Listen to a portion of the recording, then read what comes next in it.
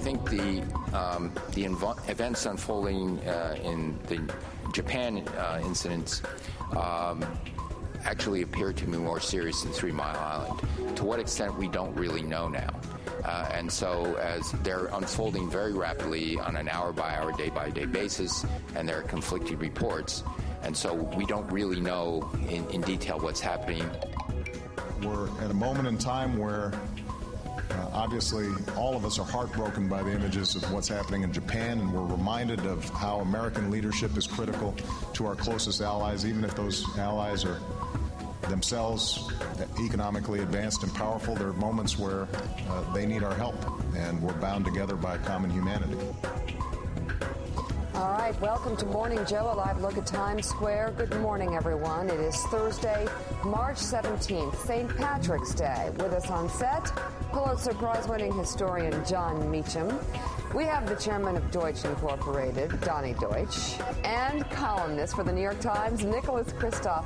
Also in Washington, MSNBC contributor Mike Barnicle. Good to have you on board, Mike. A lot going on today. Japan looking graver and graver by the moment. Certainly is, and it seems, and there's been a concern from the beginning of this crisis that the Japanese leaders would not be as candid and upfront as they needed to be. And it seems that American leaders may be saying what Japanese citizens are not hearing. The New York Times, of course, talk about extremely high radiation across the top, but right here in Tokyo, a dearth of candor. And that's just, Nicholas, it's just cultural, isn't it? It is a lot of things. Yeah, I mean, there's a tradition in Japan of sort of toning down bad news. One of the famous examples was at the end of World War II when Emperor Hirohito surrendered. He began the announcement of the surrender by saying that things are not going altogether well on the front.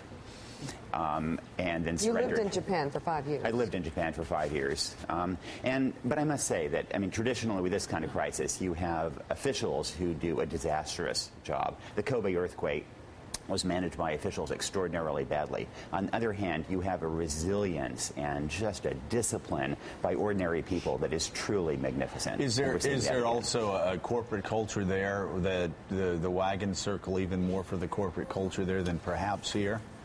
We do a pretty good job of that here ourselves.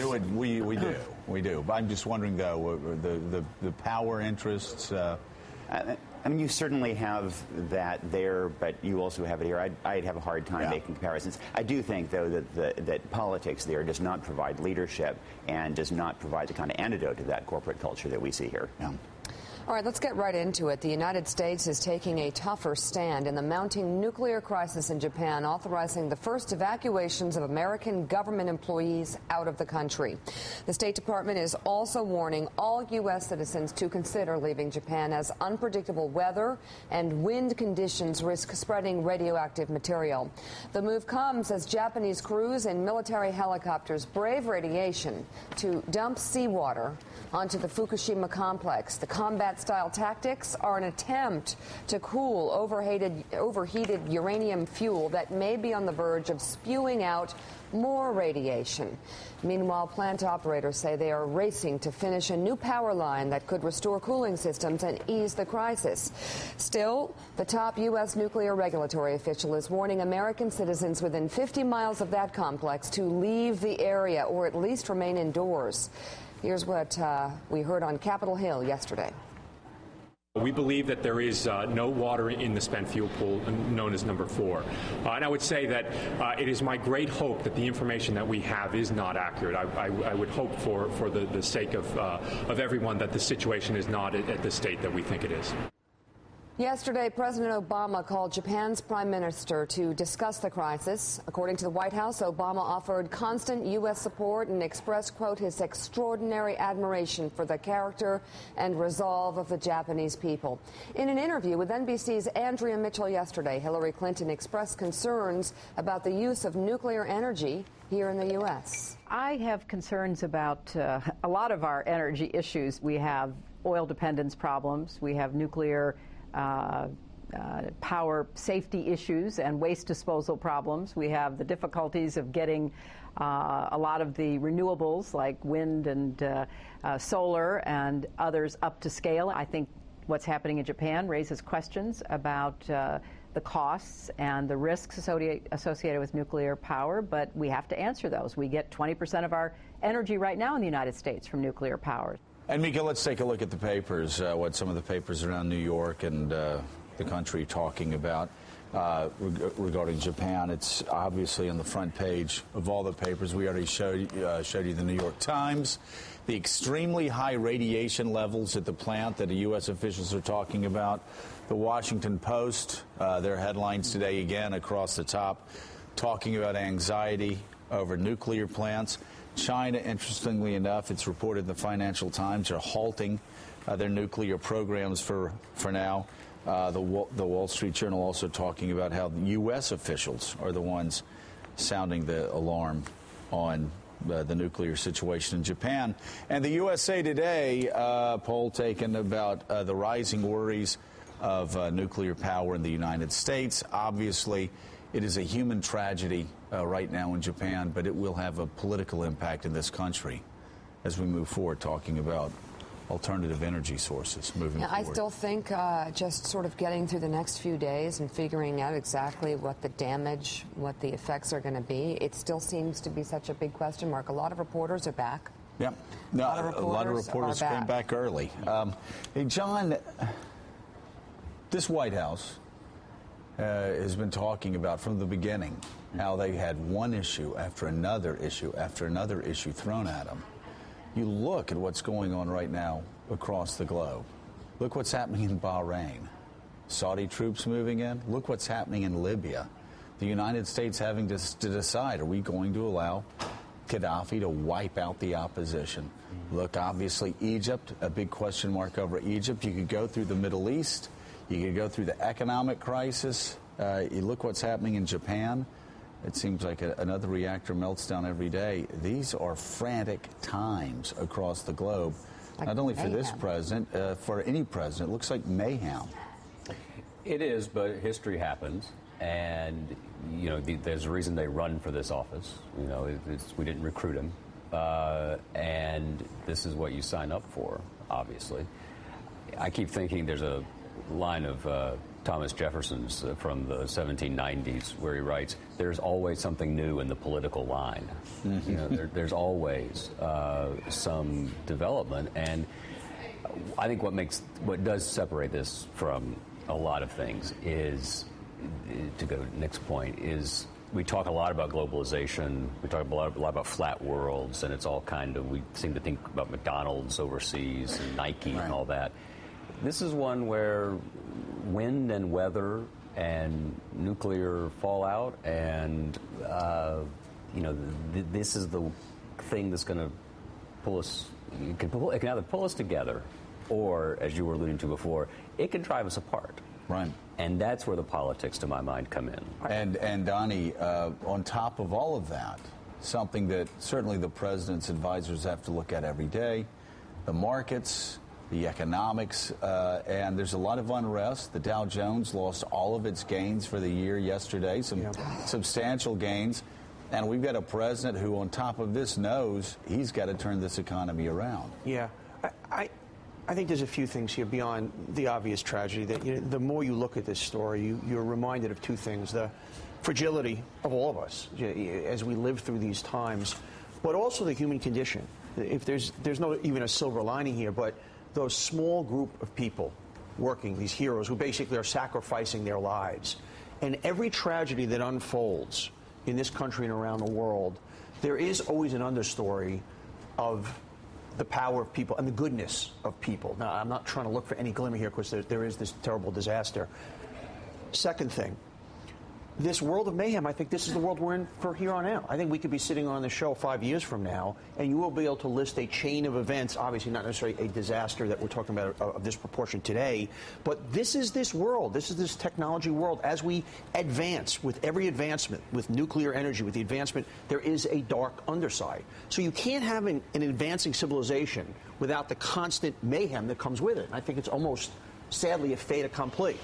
The final point, you know, we very often on the show talk about lack of leadership in this country, whether it was Bush, whether it was Obama, you know, bipartisanship aside. And somehow when you see the way the non-leaders of Japan are reacting to this, you're reminded of, even when we take shots at our president, we've got some damn good leaders in this country. Because we all know it would be being handled differently. So that's just kind of my 2 cents on what's going on. I don't even see Libya on the front page, which is something with Nick Kristof here, we have to get to, because that's another really, really big crisis, I think, facing this presidency. And the administration is now seem to be changing its position. They now seem to be actually talking about not only no-fly zone, but going further and actually perhaps participating in strikes on Libyan tanks, which it seems to me this is not a small side issue. I think somehow Japan has obviously overshadowed this. At the same time, this could be, I think, a turning point in terms of the presidency's foreign policy and the decisions they make, and it doesn't necessarily bode well the way it looks right now. Well, yeah, and Mike Barnicle, obviously, the fight in Libya continues. We had said from the beginning that we didn't want the United States to run in there first unilaterally, but certainly now even the Arab League is calling for assistance for those who are fighting Gaddafi. The president's at a turning point right now. He's got Europe lined up. He's got the Arab League lined up. Is it not time for him to go ahead and say, all right, the United States will do what it can do?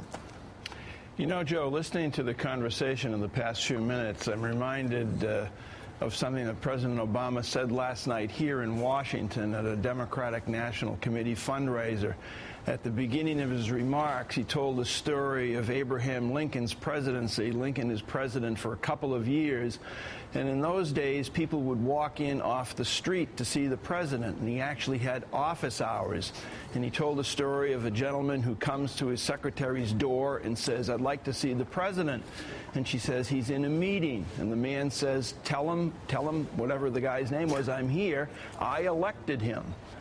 And then the guy sat, and the secretary went in and told President Lincoln that the guy was here. The guy walked into the Oval Office, and President Lincoln told the guy, "You're waiting to see me. You're the one who said you elected me." And the guy said, "That's right." And President Lincoln looked at him and said, "I forgive you." Yeah, well, and the weight of the world's issues today in the Oval Office, I think to people like us, or at least to people like me, oftentimes seems overwhelming. I don't know how any one individual copes with all of this. But my interest, and again, off the conversation that we're having largely about Japan, and I'd like to ask Nick Kristof to comment on this, is that given what has happened in Japan since the emperor announced that we might have a problem in August of 1945 to the Japanese nation, first time they ever heard his voice on the radio, sitting there stunned, listening to it. All of these years later, we had the lost decade of economics in Japan. We had, as you alluded to, their mishandling of the Kobe earthquake. And now, today, with this seemingly half-truths about what is happening with the nuclear reactors, you've got that, and around the world you have a literal political earthquake cracking the ground beneath leaders in the Middle East, in places like Libya and Saudi Arabia and Egypt. Why do the Japanese people seem so docile when it comes to dealing or coping with a government that is distant from them? Well, I mean, it's funny that the Japanese people have always been completely magnificent in these kinds of crises, and the Japanese leadership has always been completely catastrophic. I think that part of it is the way people are raised. Is very much, I mean, in school, as a community, when we sent our kids to Japanese schools, and when the teacher didn't show up, there was no substitute. The kids took over, and it doesn't work very well, but it works, and it does. I mean, the upshot is that you do have a real communitarian value system, and that works wonderfully in terms of people showing discipline, lining up, and so on. But it also creates a certain suspicion of any very strong leader, and the leaders that America has liked, like Nakasone, precisely because he was strong, Japanese people did not like so much. Oh, wow. All right, coming up, well, we've got a lot to get to. We haven't gotten to the budget yet. We're going to talk to Ann Curry on the ground in Japan. We're also going to bring in Senators Tom Coburn and Mary Landrieu. We'll also have the Lieutenant Governor of California and former Mayor of San Francisco, Gavin Newsom. So we're going to talk. We need to talk about the budget. We do. Because a deal may be quietly being structured with the White House and Boehner, and also, of course, Libya. Yeah, we've got to talk about Libya. We really do. When we come back, an exclusive first look at Politico's top stories out of Washington.